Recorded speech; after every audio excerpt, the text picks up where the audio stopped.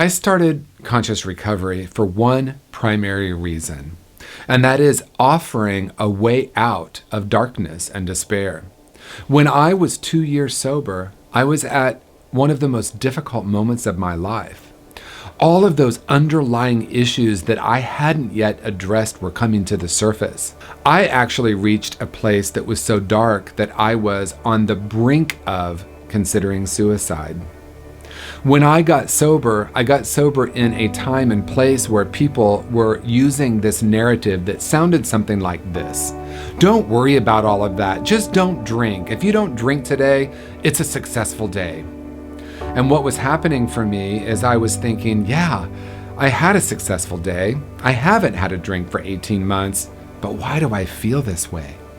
Why is there so much pain and disconnection still happening in my life? Around that time, I met a woman named Mary Helen Brownell who changed my life. She was one of the most enlightened beings I had ever met. There was something about being in her energy field that had such a profound effect on me. What was happening for me, and I wasn't yet completely aware of it, is that I was walking around with this narrative, believing I was broken. There's something wrong with me. The world is not safe. Meeting Mary Helen changed that because she wasn't saying to me, just don't drink today and your life is successful. She was saying to me, honor your path, honor where you're at. Let's take a look at how we actually not only heal the underlying root causes of your addiction, but return to that place within you that is still unharmed and unharmable. Meeting her changed my life in such a powerful way. I started working in the addiction treatment field in 2008, and I quickly realized that most of the treatment modalities were focused on symptoms and behaviors without actually addressing the deeper root causes that drive addiction. I also quickly realized that clients were coming back to treatment 2, 3, 4, 5 times. And clinicians and counselors were having the arrogance to say to those clients, what are you going to do differently this time?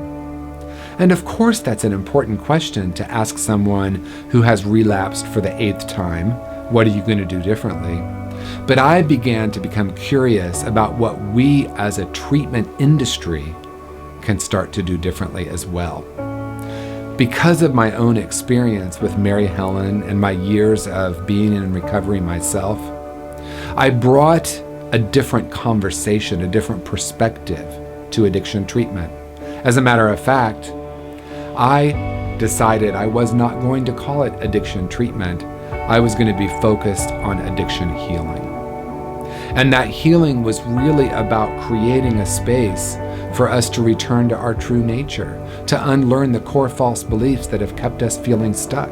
I created conscious recovery because I wanted to offer an alternative to that, a different pathway, a way to return to our own wholeness, not in the way of what's wrong and how do I get rid of it, but what is still whole and perfect about me? What is still whole and perfect about you? There are 2 key perspectives of conscious recovery. 1, underneath all addictive behavior is an essential self that is whole and perfect. And 2, conscious recovery helps you get down to the underlying root causes of addiction rather than treating symptoms and behaviors. At some point in my journey, I realized my deep purpose. And that purpose is to be a part of spreading this message of recognizing that each of us have a past, but we're not our past. We've had experiences that are heartbreaking, but we can allow those experiences to break our heart open to a new way of being.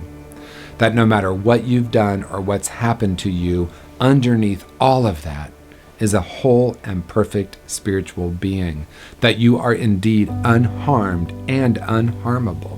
So this is why I created Conscious Recovery, to assist you in awakening to your true nature and living a life filled with awe, wonder, compassion, and purpose. Are you ready? The moment is now.